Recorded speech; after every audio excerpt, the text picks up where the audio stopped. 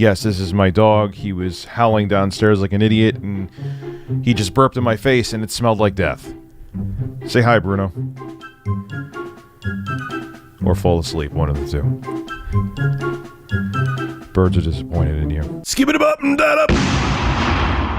Today's video is brought to you by Shaker and Spoon. What is Shaker and Spoon? Well, it's a monthly cocktail subscription box that delivers the craft cocktail experience right to your doorstep.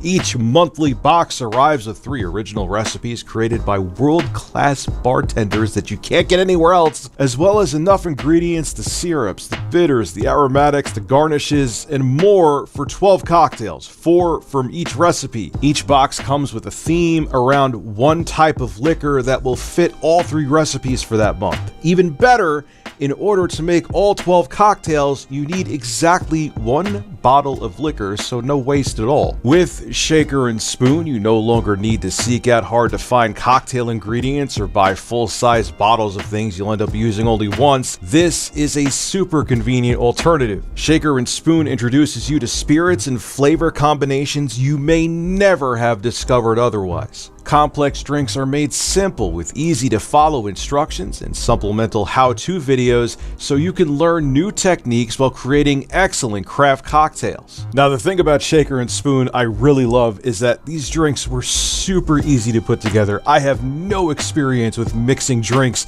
and I was able to do it clumsily on a live stream, and I was able to make these delicious beverages right in front of my audience. So if I can do it, you can easily put together a Shaker and Spoon beverage of your choosing. So click the link below and use code RTU at checkout, or go to shakerandspoon.com/RTU for $20 off your first box. And you'll have the ingredients you need to become your own bartender delivered right to your door. That's shakerandspoon.com/RTU for $20 off your first box. So a couple days ago, Nintendo had a Nintendo Direct Mini. It had third-party developers showing off their games, and one of the games that was showed off there was Return to Monkey Island. Monkey Island was a LucasArts game and originally came out all the way back in 1990, the first installment. I had a mullet at that time. Like hair on the head, flat here, party in the back, dog in my hand.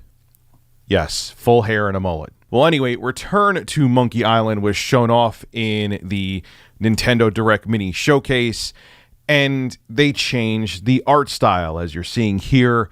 And there were a lot of people that weren't happy to it, to the point that one of the developers of the game, Ron Gilbert, actually got harassed. This comes from GamesRadar.com.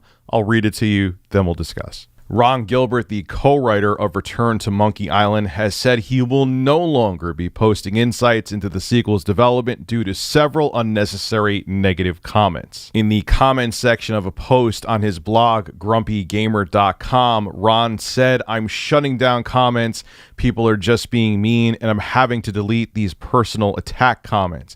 It appears that a lot of negativity has stemmed from people not being a fan of Return to Monkey Island's new art style. It's an amazing game, and everyone on the team is very proud of it. Play it or don't play it, but don't ruin it for everybody else." Gilbert's comment continues, "I won't be posting any more about the game. The joy of sharing has been driven from me." And Dominic Armato, who voices Guybrush Threepwood in Return to Monkey Island, had this to say about the situation on Twitter. "Bang up job, everybody. I've seen a lot of passionate but polite/polite adjacent discussion going on, but the comments on Ron's blog were a total show." So I have a few things to say about this. First and foremost, I don't understand why people get like this.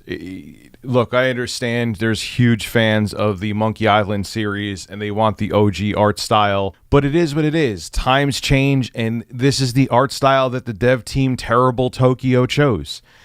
And you can even disagree with it. I'm not telling people not to, air their frustrations with the art style that was chosen for the remake or reboot of this series, but you don't have to attack anybody. You don't have to call them names. You don't have to be nasty. You don't have to do any of that crap. And I hate that people, because they're anonymous behind a keyboard or anonymous on their smart device, they become these vile, nasty, quote unquote tough guys that think they could say whatever they want to say. That being said, as a person who has been doing this full time, I talk about this in my streams on a daily basis on my live streaming channel, RTU Streams, link below in the description.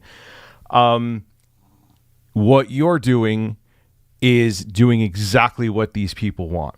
The people that are leaving nasty comments. You making a statement going out there, I'm getting terrible comments and, I'm just shutting things down.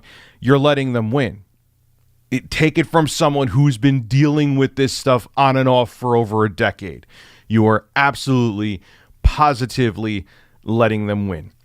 As a person who's dealt with, and it's unacceptable what these people are doing, as a person who's dealt with this, I learned, after almost destroying my whole YouTube channel years ago, I learned the best weapon against people like this is to just ignore them.